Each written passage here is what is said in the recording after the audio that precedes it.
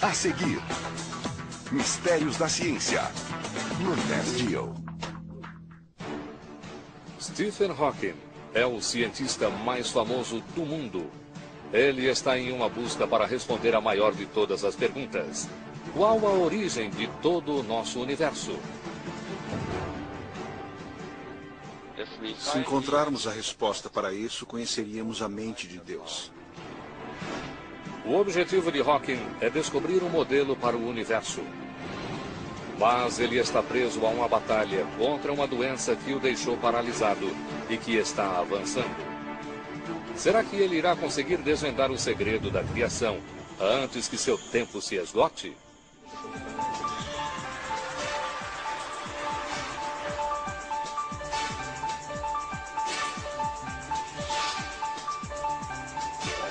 Mistérios da Ciência, o universo de Stephen Hawking. Stephen Hawking é um dos maiores pensadores de todos os tempos. Ele está em uma busca para compreender o momento de criação quando o universo teve origem. Há 20 anos atrás, ele escreveu um livro sobre o assunto que se tornou um best-seller no mundo todo.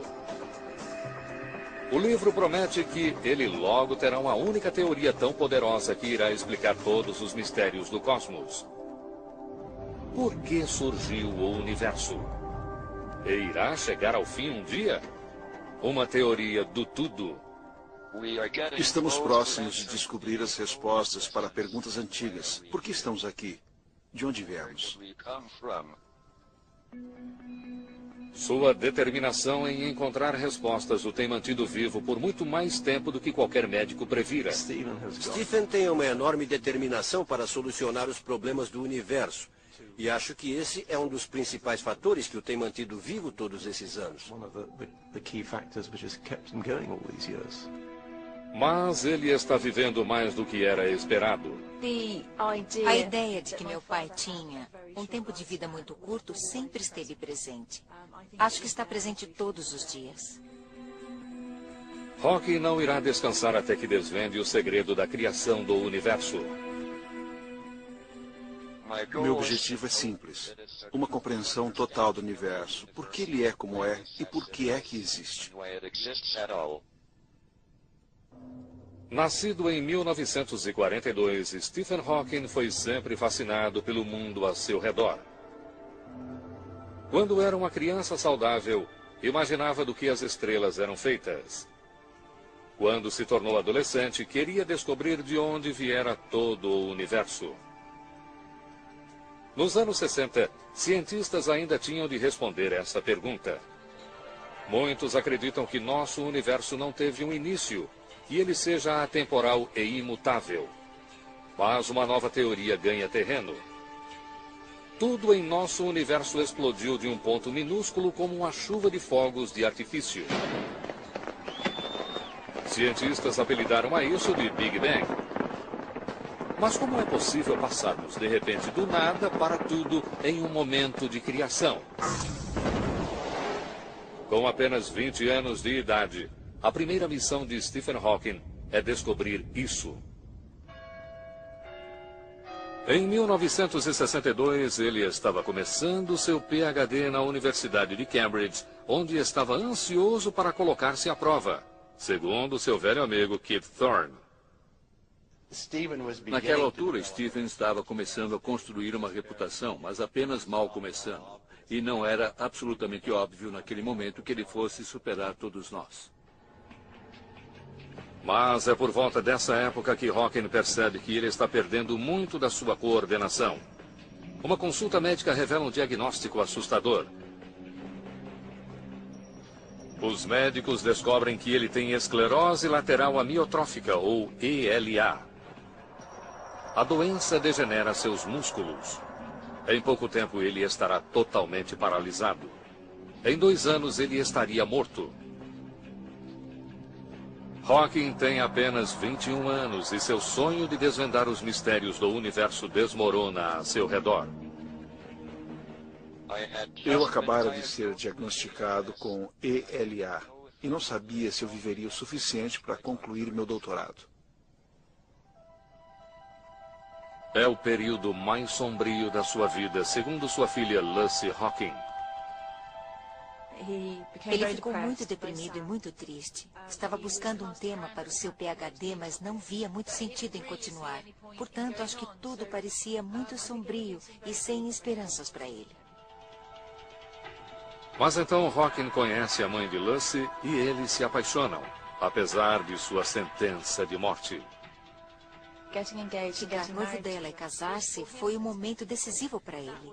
Foi o que o fez dar a volta e lhe deu esperança. O que o fez decidir que ele iria seguir em frente. Hawking parte para descobrir a origem do universo antes que seu tempo se esgote. O universo tem, de fato, um início ou um fim? E se tem, como eles são? Cientistas continuam céticos quanto a alguma coisa poder surgir do nada, como prevê o Big Bang. Hawking quer descobrir isso. E o início dessa busca acontece em 1965. Ele assiste a uma palestra de um brilhante matemático chamado Roger Penrose e ouve uma coisa que desperta seu interesse. Stephen estava na plateia, no fundo da sala. Ele estava fazendo perguntas pertinentes e muito difíceis. Penrose sugere algo surpreendente. Há um buraco no espaço onde enormes objetos desaparecem. Se matéria desaparece no nada, talvez também possa aparecer do nada. Isso poderia ser o primeiro passo de Hawking para provar a existência do Big Bang. Mas como é possível haver um buraco no espaço? A resposta pode estar na gravidade.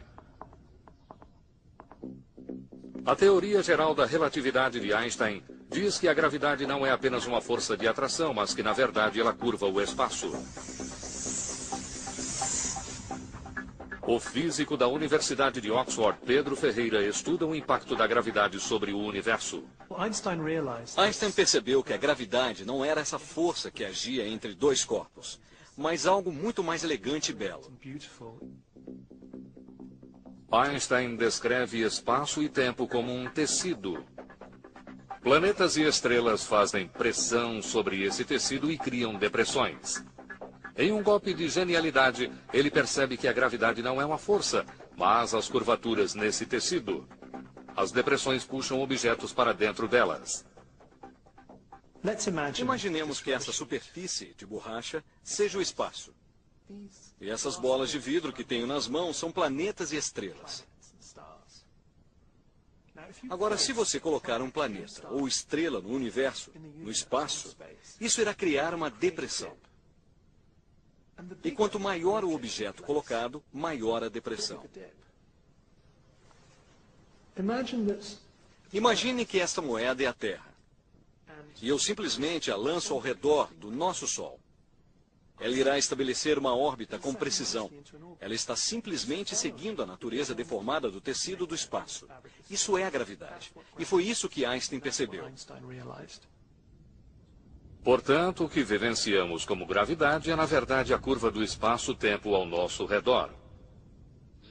A teoria da relatividade realmente nos força a mudar fundamentalmente nossas ideias acerca de espaço e tempo. Quando aquele tecido se estica a ponto de se romper, uma coisa dramática acontece. Abre-se um buraco no espaço. Um buraco no qual coisas podem desaparecer. Essa cadeia de acontecimentos tem início quando uma estrela morre. Ela começa a entrar em colapso, ficando cada vez menor e mais densa. Se uma estrela 20 vezes o tamanho do Sol morre, isso tem um efeito violento sobre o tecido do espaço-tempo. Se você imaginar o que isso significa em termos do tecido do espaço-tempo, você está simplesmente fazendo uma enorme pressão, tão grande que ele quase chega a se romper naquele ponto. A depressão é tão profunda que nada consegue sair dali, nem mesmo a luz. Isso é conhecido como um buraco negro. Se essa estrela for grande o suficiente, ela irá entrar em colapso chegando a um ponto minúsculo, incrivelmente denso. E irá criar uma depressão no espaço, tão profunda que se um objeto tentar passar por ela, será sugado. Será sugado até lá embaixo, para aquele ponto. Isso é um buraco negro.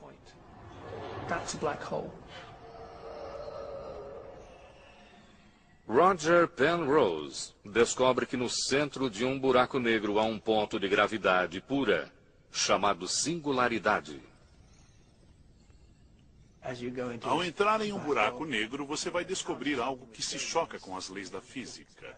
Em termos gerais, pode-se dizer que uma singularidade é onde o espaço e tempo terminam. Uma singularidade é como um ralo, um buraco no espaço. Tudo que ali cai desaparece. Hawking se pergunta se o contrário poderia ser verdadeiro. Segundo a teoria do Big Bang, todo o universo subitamente surgiu a partir do nada.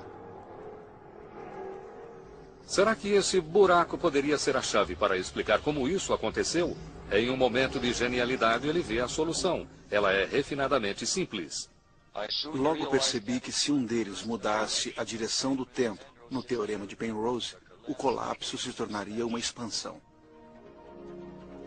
Em vez de sugar tudo, um buraco branco explode para fora em uma chuva de espaço, matéria e tempo, exatamente como prevê a teoria do Big Bang. Contra um mar de ceticismo, Hawking prova que o universo surgiu subitamente do nada. Ele surgiu de dentro de uma singularidade. O debate chegou ao fim. O universo deve ter tido um início no tempo. Isso foi finalmente provado por Penrose e por mim, com base na teoria da relatividade de Einstein. Hawking encontrou a origem do tempo, mas não descobriu uma maneira de pará-lo. Aos 26 anos, sua doença avançou para os músculos da perna. Ele já não consegue andar.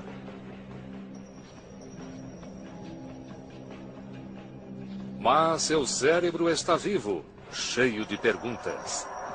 Agora Hawking sabe que houve um momento de criação, mas não sabe o que o levou a surgir em uma explosão. Esse virá a ser o maior de seus desafios até então. Será que ele conseguirá encontrar a resposta antes que seu corpo venha a sucumbir? Stephen Hawking descobriu onde o universo teve início. Um minúsculo buraco no espaço conhecido como uma singularidade. Isso explodiu em um Big Bang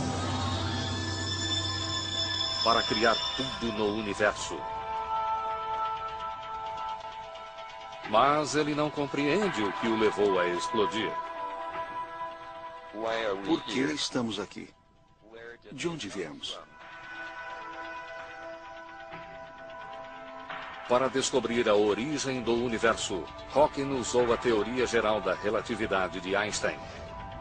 A relatividade explica como a gravidade age sobre objetos grandes como estrelas e planetas. Mas quando o universo nasceu, ele era menor do que um átomo. Por isso, para compreender como ele cresceu, Hawking precisa da teoria que trata do que é realmente pequeno. Precisa da mecânica quântica. O problema é que átomos são imprevisíveis. Eles não seguem as regras ordenadas da gravidade. As teorias da relatividade geral e da mecânica quântica são incompatíveis. Infelizmente, sabe-se que essas duas teorias são inconsistentes uma com a outra. É impossível que ambas estejam corretas. No Goddard Space Flight Center da NASA, Kim Weaver está interessada no conflito entre as teorias. De certa forma, esta bola pode ser usada para representar a tensão ou a batalha que está sendo travada entre as teorias da relatividade geral e da mecânica quântica, física quântica. A superfície é lisa, representa uma grande escala. A relatividade geral, gravidade, age sobre uma escala muito grande. E podemos prever o que vai acontecer com base naquelas equações. Mas, se passarmos para o mundo quântico, as coisas são muito caóticas. E essas leis de larga escala não se aplicam. Costumávamos pensar que elétrons orbitavam ao redor do núcleo de um átomo, assim como planetas ao redor do Sol. Mas hoje, cientistas sabem que elétrons surgem e desaparecem ao acaso. Eles podem até mesmo estar em mais de um lugar ao mesmo tempo. Em geral, a gravidade não parece ter um papel nesse mundo caótico. Entretanto, no momento do Big Bang, uma enorme quantidade de matéria ficou reunida em um espaço minúsculo. Portanto, a gravidade deve ter exercido um papel. Reunir essas duas ideias, da relatividade geral e da mecânica quântica, em um todo unificado, é o que Stephen Hawking se propõe a fazer. Ele quer reunir as duas teorias em uma teoria do tudo, a fim de descobrir o que levou ao momento de criação. Se encontrarmos a resposta a isso, ela seria o maior triunfo da razão humana.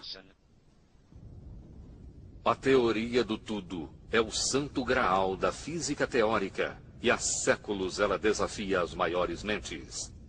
Nunca ninguém a encontrou.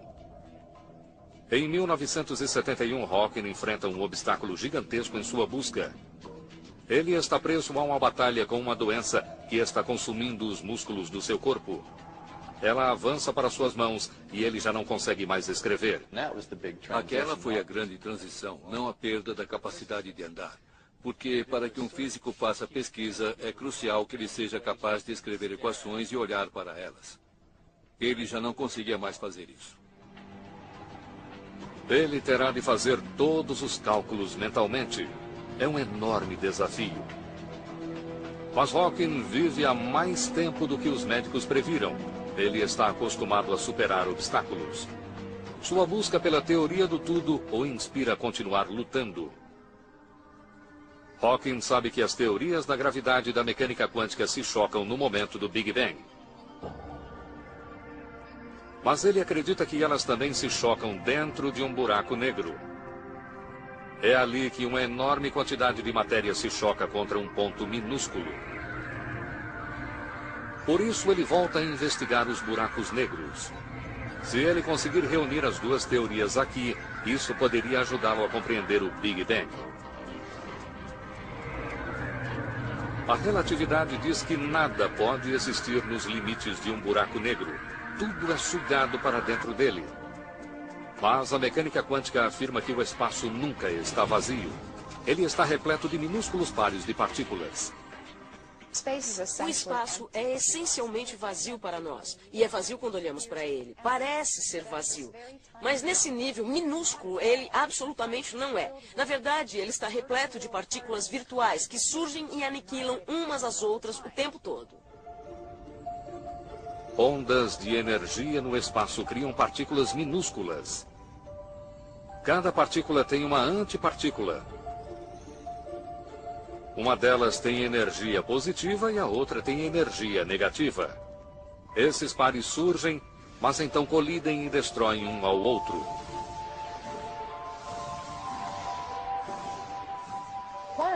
A mecânica quântica estava bem estabelecida, mas ninguém sabia qual o seu papel na escala maior do universo.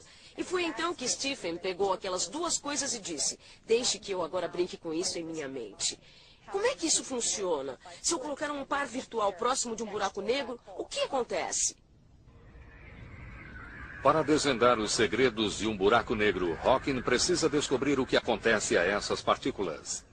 Agora, com 28 anos, seu corpo está definhando, mas sua mente continua perfeita. Ele tem um lampejo de inspiração. A resposta está no fato de as partículas serem positivas e negativas. O que Hawking percebeu, o que é realmente fascinante a esse respeito, é que quando um par de partículas como esse surge próximo do horizonte de eventos de um buraco negro, a partícula com energia negativa cai nesse buraco, mas a partícula com energia positiva escapa como radiação. A partícula negativa é puxada para dentro do buraco negro. Mas a partícula positiva tem energia suficiente apenas para evitar que seja sugada. Ela é liberada como uma partícula de radiação. Hawking provou que buracos negros liberam calor e que essas partículas com energia positiva são a fonte. Isso se chama radiação Hawking.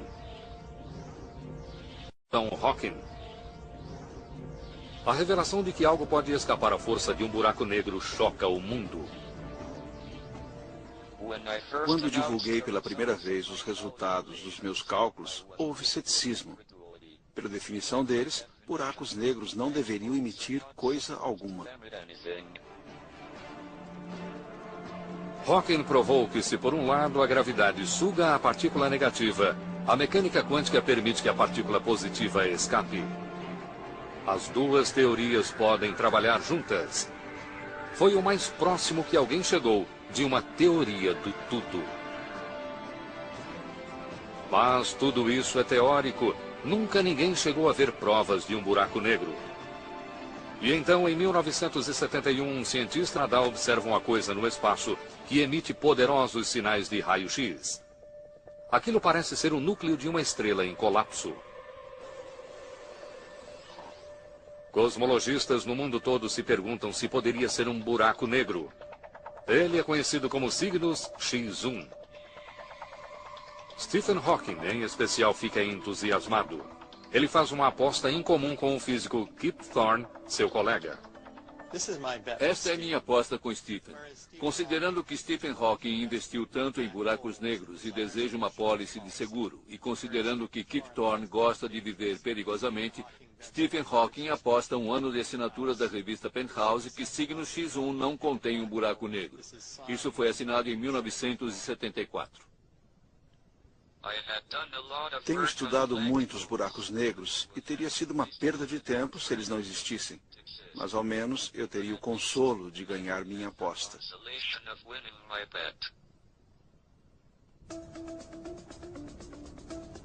Cientistas acreditam que no passado, Cygnus X1 teve 40 vezes a massa do nosso Sol. Os dados mostram que hoje ele encolheu, chegando a ter apenas 5 vezes a massa, mas seu empuxo gravitacional é enorme. Só pode ser um buraco negro. Foi uma alegria pensar que essas coisas que estudamos estão realmente aí fora. E Kip Thorne ganha sua aposta. Ganhei uma assinatura de um ano da revista Penthouse. Você precisa se lembrar que isso foi nos anos 70. Isso poderia não ser politicamente correto hoje. As teorias de Stephen Hawking se baseiam na existência de buracos negros. Cygnus X1 finalmente prova que eles realmente existem.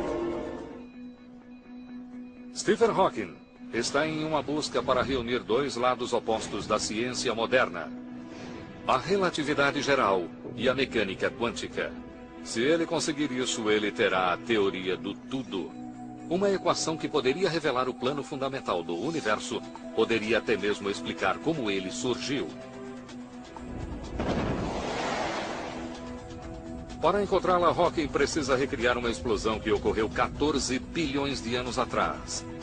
O Big Bang. Mas como? Seu ponto de partida é uma previsão surpreendente. Buracos negros explodem. E de uma maneira que os torna muito semelhantes ao Big Bang. Portanto, essa é a pergunta de Hawking. Poderia alguma coisa sair do buraco negro quando ele explode? Se ele é semelhante ao Big Bang, será que ele liberaria uma ebulição de alta energia de partículas como no início do universo? Compreender como os buracos negros criam partículas irá levar a uma compreensão semelhante de como o Big Bang criou tudo no universo. Poderia ser uma mini versão do momento da criação. Mas tudo isso é teórico. Ninguém sabe se buracos negros realmente explodem. Agora, pela primeira vez, talvez possamos realmente ver isso acontecer. Em 11 de junho de 2008, a NASA lança um telescópio de última geração chamado Fermi. O telescópio irá pesquisar a vasta extensão do espaço à procura de um minúsculo buraco negro. Steve Ritz é o cientista que dirige o projeto. Estamos procurando um objeto minúsculo, um objeto microscópico menor do que um único próton. O centro de um núcleo. E ainda assim, ele está aparentemente brilhando como um dos objetos mais brilhantes em todo o céu. Mas a busca por esses buracos negros feita por Fermi não é algo fácil. Há uma enxurrada de raios gama oriundos de estrelas explodindo que poderiam mascarar um buraco negro que está explodindo. Então, todo o céu seria assim se tivéssemos olhos de raio gama. Esperamos ver o buraco negro no fim de sua existência explodindo. E isso poderia acontecer realmente em qualquer parte dessa imagem.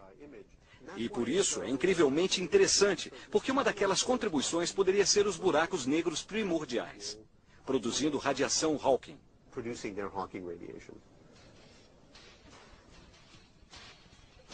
A equipe de Ritz continua a busca por uma explosão de buraco negro provocada pela radiação Hawking. Esses acontecimentos são raros, mas valem a pena, e por isso a busca prossegue. Enquanto Fermi busca pistas quanto à origem do universo, Hawking desvendou um mistério que poderia levá-lo para outros rumos em sua busca por uma teoria do tudo.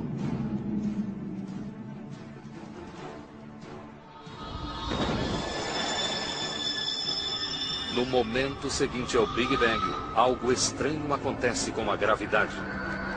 Por alguma razão, seu mecanismo subitamente muda e ela fica mais fraca. Isso é crucial para a nossa existência hoje. Na verdade, a gravidade é a força menos compreendida na natureza. Ela é muito mais fraca do que as demais forças.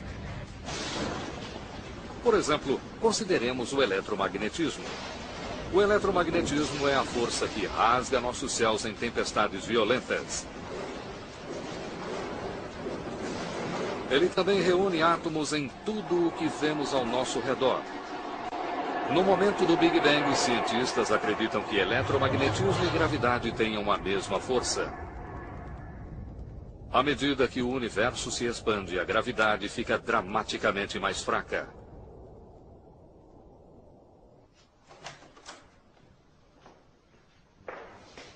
Sean Carroll é um cosmologista que estuda a gravidade no momento do Big Bang. A gravidade é uma coisa que percebemos todos os dias. Deixamos cair coisas, temos que trabalhar contra a gravidade para subir um lance de escada ou para nos movimentarmos. Ela nos parece uma força importante e poderosa em nossa vida. Portanto, o enigma é que, na verdade, a gravidade não é realmente tão forte quanto imaginamos. Posso pegar uma coisa realmente muito pequena, como um molho de chaves, e se a deixar cair, elas poderão esmagar alguma coisa lá embaixo.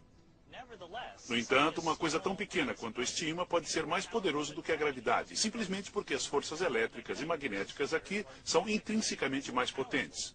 Um minúsculo ímã é capaz de superar a força gravitacional exercida por todo o planeta Terra.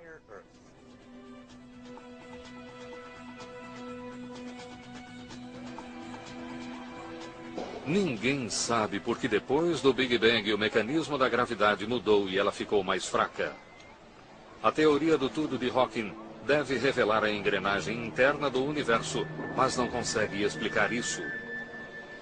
Alguma coisa está errada com o projeto. Ele começa a trabalhar para desvendar o mistério. Agora, ele tem os maiores cientistas dessa área trabalhando com ele.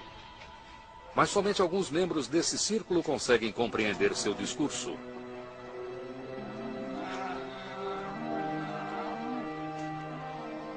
Ele precisa ditar meticulosamente seus trabalhos científicos. O trabalho é longo, mas ele está conseguindo ir em frente. Sua família se preocupa com o fato de que ele esteja se esforçando demais. Sempre houve esse terrível medo.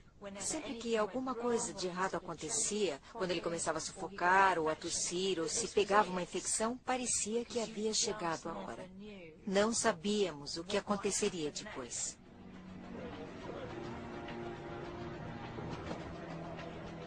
E então, em 1985, em uma viagem a Genebra, Suíça, ocorre uma tragédia. Aos 44 anos, Hawking pega uma pneumonia. Uma traqueotomia de emergência salva a sua vida, mas rompe suas cordas vocais. Sem conseguir se comunicar, totalmente afastado do mundo, Hawking mergulha em seu próprio buraco negro. A mais de 9.500 quilômetros de distância em Lancaster, Califórnia, Walt Walters, projetista de software de fala, recebe um chamado urgente de um amigo sobre um novo cliente. Ele mencionou que era um físico, professor em Cambridge. Eu disse, está parecendo ser Stephen Hawking. E ele disse, não tenho permissão para dizer quem é. Eu disse, se for ele, vou doar o que quer que ele precise. Hawking consegue fazer movimentos leves com seus dedos e, portanto, consegue usar uma chave. Walters projeta um sistema engenhoso que ajuda a prever as palavras que Hawking irá usar. Eu escolhi a letra B e vou escolher a palavra black em inglês aqui. No caso de Stephen, a palavra black quase sempre será seguida da palavra em inglês whole.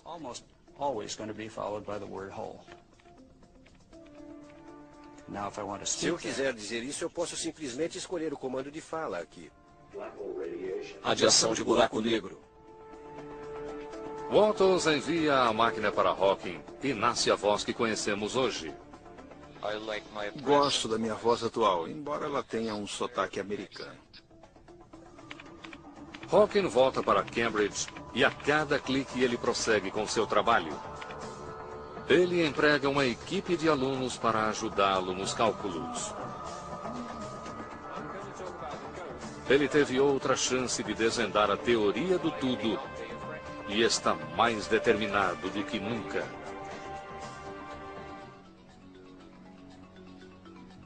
Há 3 décadas, Stephen Hawking tenta descobrir a teoria do tudo. Um poderoso conjunto de leis que rege todo o universo, desde a menor das partículas até a maior das galáxias.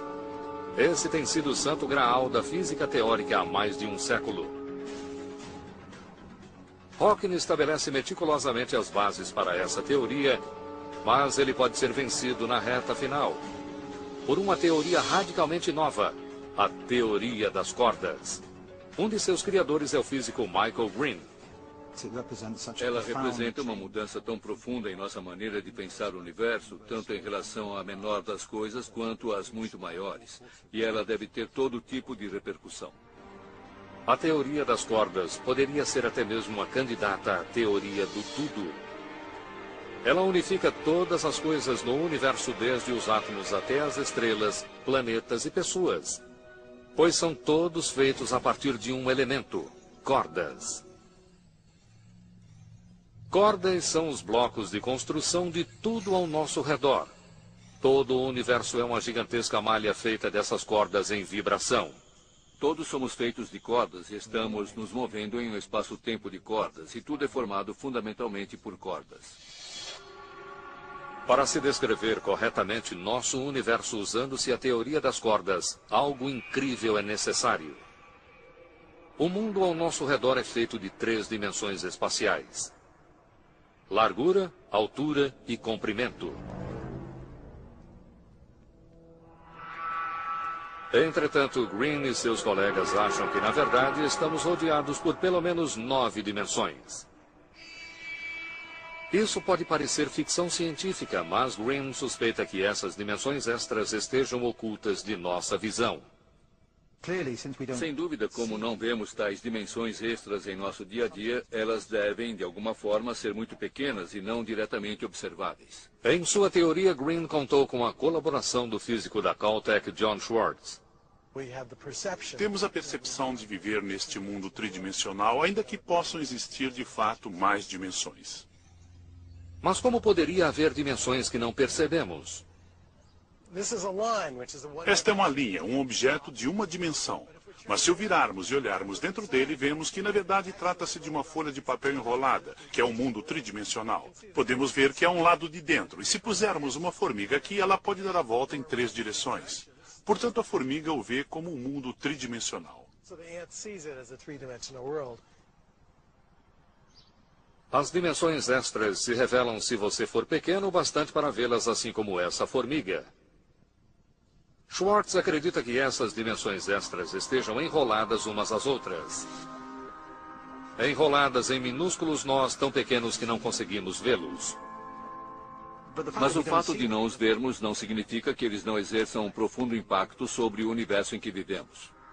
Schwartz e Green acreditam que essas dimensões extras explicam por que a gravidade é tão fraca.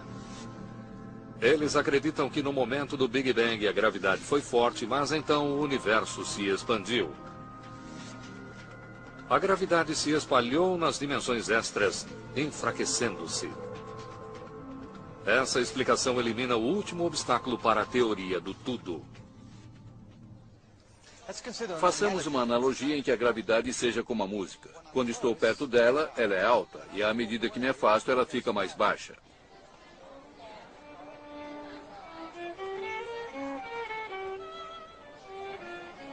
A música se dispersa em diferentes direções e, ao fazer isso, ela fica mais baixa. Aqui a música é praticamente inaudível, e isso porque ela se espalhou pelo espaço. Agora imaginem que em vez de música estejamos falando de gravidade. E imaginem que existam dimensões extras no espaço nas quais a gravidade possa se espalhar ainda mais. O maior número de dimensões no espaço significa mais direções para onde se espalhar. Isso, por sua vez, torna a gravidade ainda mais fraca. A teoria das cordas explica como o universo que vemos hoje existe. Depois do Big Bang, à medida que o universo se expande, a gravidade se espalha através dessas minúsculas dimensões extras e fica mais fraca. O fato de a gravidade ficar mais fraca é o que impede que o universo entre em colapso. É a peça que faltava na busca de Stephen Hawking para a teoria do tudo. Ele reconhece que a teoria das cordas de Green seja o melhor candidato para explicar como o universo teve origem. A relação de Stephen Hawking com a teoria das cordas é bastante intrigante. Acho que ele é um grande admirador, mas não necessariamente um partidário dela. Na verdade, as ideias dele tiveram uma profunda influência sobre muitas coisas que aconteceram na teoria das cordas. E com um pouco de sorte, essa teoria também teve alguma influência sobre as ideias dele. Acreditamos que exista uma teoria fundamental que descreva dimensões que estão enroladas umas nas outras e que são muito pequenas para serem percebidas. No entanto, essas dimensões ocultas afetam quantidades físicas, como a gravidade. O problema é que nada disso já chegou a ser comprovado. A teoria de cordas e as dimensões extras existem somente no papel. Assim como muitas das próprias descobertas de Hawking, não há provas. Mas isso pode estar prestes a mudar. E os primeiros momentos do universo poderiam logo ser revelados.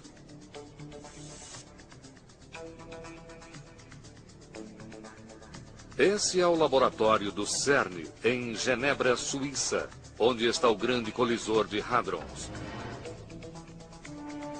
O maior experimento já construído. Nas profundezas do solo, cientistas estão tentando recriar as condições que existiram logo depois do Big Bang para revelar como surgiu tudo que há ao nosso redor. Cientistas irão buscar pistas sobre o que acontece no ambiente de alta energia, como o que se seguiu ao momento da criação. É o momento pelo qual Stephen Hawking esperava.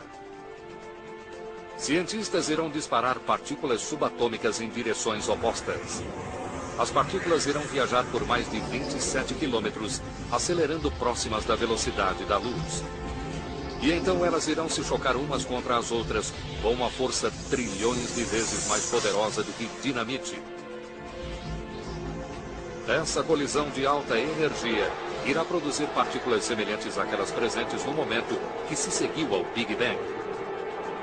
Isso deve revelar os ingredientes básicos do universo e, possivelmente, a receita por trás deles. O grande colisor de hadrons irá nos levar tão próximos quanto seja humanamente possível do momento da criação. E de uma maneira incrível, e de uma só vez, ele poderia provar que tanto a teoria de cordas quanto Stephen Hawking estão corretos.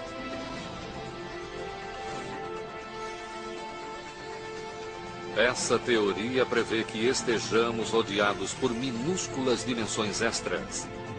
Essas dimensões extras aprisionam a gravidade. Se isso for verdade, partículas colidindo em uma pequena região poderiam estar sujeitas a uma gravidade ultra forte. Isso poderia fazer com que matéria entre em colapso. Poderiam estar sujeitas a uma gravidade ultra forte. Isso poderia fazer com que matéria entre em colapso, levando a um mini buraco negro. Exatamente como Hawking prevê. Portanto, ao contrário de uma máquina de Big Bang, o colisor poderia se tornar uma fábrica de buraco negro. Na verdade, o buraco negro pode crescer, porque com o passar do tempo ele irá puxar material para dentro de si.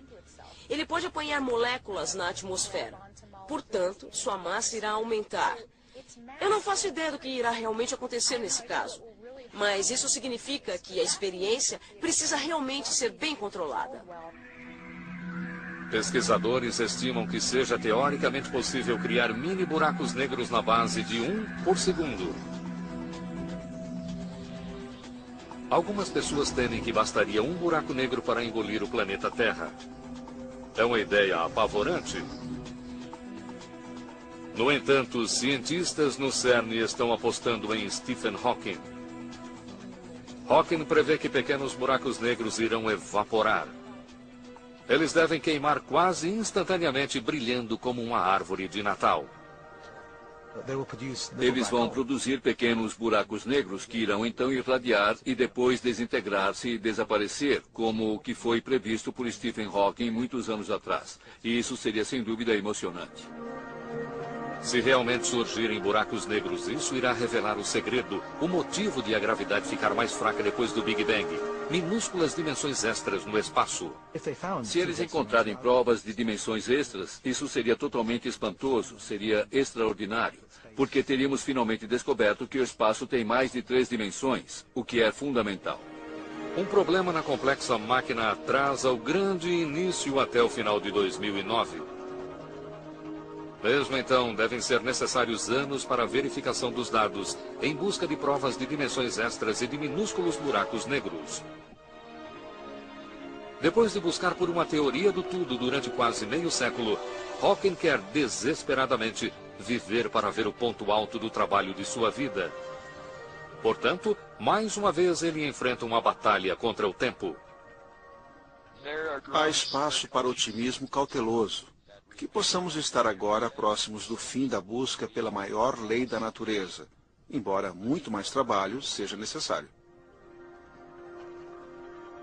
Mas Stephen Hawking não tem condições de esperar os resultados. Ele está tomando a dianteira e trabalhando em um aperfeiçoamento da própria teoria do Big Bang. Se o Big Bang aconteceu uma vez, poderia vir a acontecer novamente? E mais uma? E mais outra vez? Em caso afirmativo, haveria outros universos além do nosso? Bem-vindos ao multiverso. Hawking contribuiu para o trabalho de Bernard Carr sobre o assunto. Acho que Stephen não ficará satisfeito até que compreenda não apenas este universo, mas qualquer outro que exista. Hawking acredita que precisamos pensar em todo o nosso universo como se estivesse contido dentro de uma bolha. Uma bolha rodeada por outras bolhas, cada uma delas contendo um outro universo inteiro.